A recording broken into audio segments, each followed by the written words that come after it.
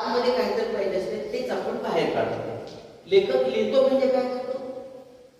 कविता लिहितो म्हणजे काय करतो? गोष्ट सांगतो म्हणजे काय करतो? कुठून आणतो तो? आपल्या आतमध्ये आहे ना ती. म्हणजे ते अजित कुर्ती सांगतात तो विनोदाचं काय आहे त्याच्यामध्ये? तर गुरुजींनी सांगितलंय निबंध लिहायला काय माझा विमान प्रवास. आपल्या मुलांनी विमान बघितलंय का? बघितलं असेल त्याची परिस्थिती बघितलंय. विमानतळ बघितलंय का? बघितलंय. प्रत्येक विमानात बसलाय का? नाही बसला. मग ते विद्यार्थी माझा विमान प्रवास लिहिताना काय म्हणतो? मी आणि माझी आई बाजारच्या दिवशी विमानाच्या एसटी स्टँडवर गेलो. कुठे गेलो? विमानाच्या एसटी स्टँडवर गेलो. तिथं लाल तांबडी किंवा पिवळी तांबडी भरपूर विमानं लागली होती. म्हणजे काय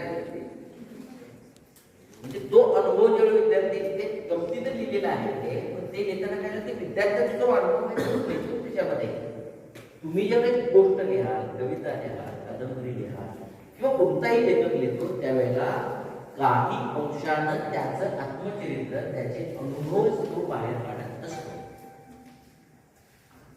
आता हे होण्यासाठी पवार मॅडम जसं मला म्हणाल्या तसं तुम्हाला काही प्रश्न पडायला पाहिजे. प्रश्नच पडला नाही तर लिहिणार कशावरती? लिहायचं म्हणजे कसं शोधायचं? म्हणजे कथेचं बीज हा एक शब्द वापरला किंवा कोणत्याही कलाकृतीचं बीज, साहित्य कृतीचं बीज. तुम्हाला माहिती आहे महिनाबाईची एक कविता आहे. त्या कवितेची शेवटची ओळ आहे चिमणीविषयी. ती बोलते एक माणूस बाज बांधत असतो, बाजलं त्याच्या दोऱ्या बांधत असतो. त्याला बांधता येत नाही दोऱ्या.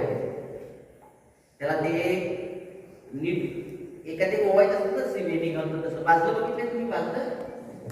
पॉट असतं पॉट तसं दोरीनं विणलेलं असतं बाजलं. मग त्याला विणता येत नाहीये त्याला. मग बहिणाबाईने बघतात आणि त्याच्यावर त्याला कविता सुचते. तिला म्हणायचं